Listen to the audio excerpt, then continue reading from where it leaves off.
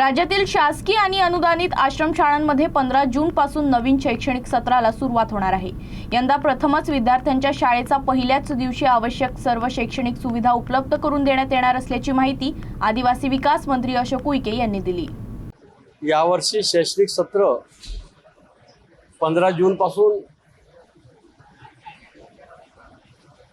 Thane ATC आणि Nashik ATC अंतर्गत सुरू होणार आहे।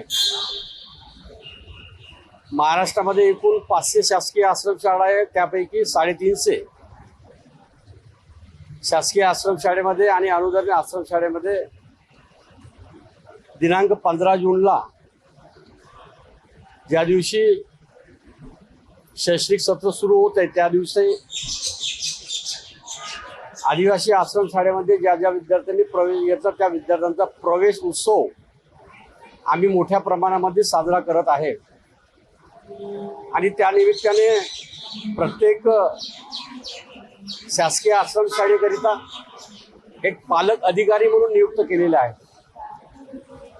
आणि त्या दिवशी सर्व लोकप्रतिनिधींनी उपस्थित राहून शासकीय आश्रमशाळेमध्ये प्रवेश झालेल्या सर्व विद्यार्थ्यांचा सन्मान करावा, स्वागत करावं, त्यांच्या आनंदामध्ये सहभागी व्हावं अशा प्रकारचं आवाहन मी सर्व लोकप्रतिनिधींना केलेलं आहे।